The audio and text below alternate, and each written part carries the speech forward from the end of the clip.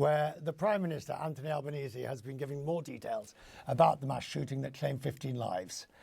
The Prime Minister said a father and his adult son opened fire on Hanukkah celebrations that were taking place along Bondi Beach. He said it was motivated by extreme perversion of Islam. The Prime Minister went on, the men were known to the Australian security services, but not thought to be part of a wider cell. CNN's Angus Watson reports from Sydney. The horrific violence against Sydney's Jewish community and crowds at Bondi Beach on Sunday, the worst mass shooting in Australia since 1996. Just gunshots. When 35 people were killed by a lone gunman at Port Arthur in Tasmania. That attack prompted the centre-right government of the time to enact some of the world's strictest gun laws. Rates of gun violence plummeted. And the whole country just reeled for days afterwards. And the overwhelming feeling was, this is terrible. We had to do something about it. A multi-million-dollar buyback scheme was put in place, with a short amnesty period before guns were made illegal, except under licence with strict conditions. Semi-automatic weapons like the one used at Port Arthur are completely banned. But the guns turned on children, families and the elderly as they celebrated Hanukkah on Sunday were owned legally. A 50-year-old suspect killed at the scene held permits to 6 long-barrelled guns. Australian Prime Minister Anthony Albanese now says that one response to this tragedy must be to tighten gun laws further. The government is prepared to take whatever action is necessary. Included in that is the need for tougher gun laws. The Australian government has shown it can legislate to curb gun violence. People here in Bondi are demanding an end to anti-Semitism along with it. The Prime Minister is calling for unity in the wake of the shooting. He said the Prime Minister is facing criticism at home and abroad for the rise in anti-Semitism in Australia. Israel's Prime Minister Benjamin Netanyahu has accused his Australian counterpart of ignoring the problem and linked it to Australia's recent recognition of a Palestinian state. Your government did nothing to stop the spread of anti-Semitism in Australia. You did nothing to curb the cancer cells that were growing inside your country. You took no action. You let the disease spread. And the result is the horrific attacks on Jews we saw today. Dionne Taylor is the communications manager for Australia's Israel and Jewish Affairs Council, and she joins me now from Sydney. My first, of course, condolences and our thoughts, and of course, particularly if you have friends or family that were individually affected or were involved. But of course, the Jewish community in Sydney is not that large, and therefore I'm guessing everybody knows somebody who has been affected by this. Yeah, you're absolutely right. And thank you for having me on your program. We're just 1 degree separation from each other, a very small community, mostly centred around the eastern suburbs, which is where Bondi Beach is. One of my colleagues, Arsen Ostrovsky, he is the head of the Sydney office of the Australia-Israel Jewish Affairs Council, and he was struck in the head with a bullet.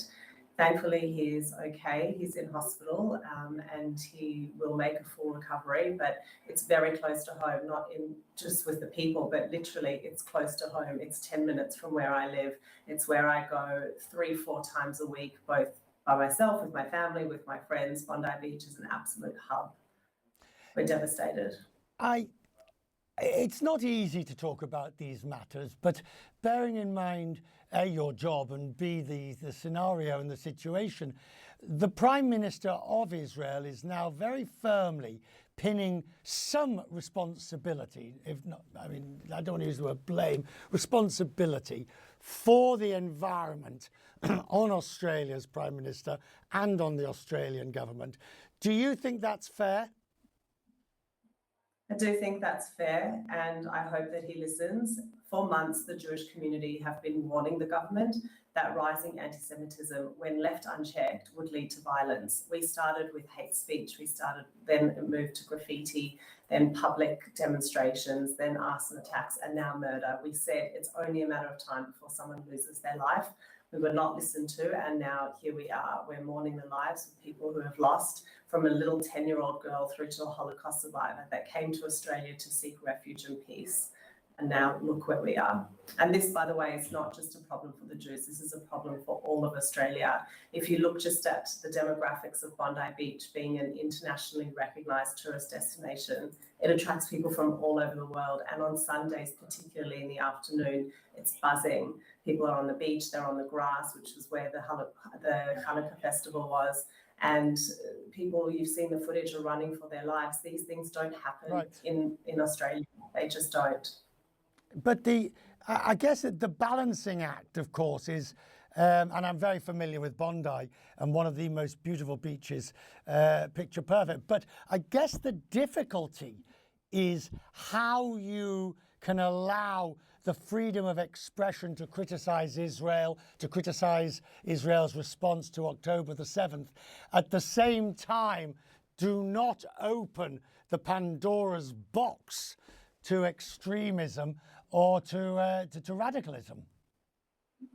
Well, this is exactly what we've seen. It's festered, it's snowball effect when it's gone unchecked and it's gone unregulated. So when we see marches in our streets, both in Sydney and in Melbourne, where mass crowds are there calling to globalise the intifada, that is exactly what has happened. This is a prime example. And I would hate to think that this happens in other parts of the world. Look at what's happened in Sydney. Do not let this happen anywhere else. What now has to happen in Australia, do you think? Because I guess one of the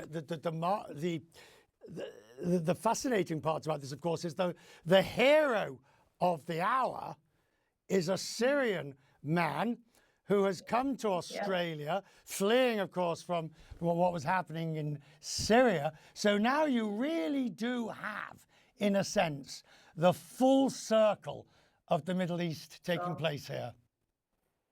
Yeah, we sure do, and we're hundreds of thousands of kilometres away. We believe that the terrorists who killed the 15 people so far were radicalised, and we need to look at tighter immigration laws, values-based immigration, giving visas to the right people. And Ahmed Al-Ahmed is an absolute hero. I believe that at least $1 million has been raised for him, and he needs to be recognised for his extreme heroic efforts. Dionne, maybe it's not entirely. We still wish you Chag Sameach for Hanukkah. The second night, of course. Second night, you'll be lighting your candles, or you were last night for us, of course. Actually, we're the third. Yeah, tonight we light the third candle, and we won't stop. We will shine brighter. The light dispels the darkness. Absolutely. And here in New York, of course, where it's still only Monday night, we'll be lighting the second. Thank you for joining us tonight, to you and your family. Thank you. Now,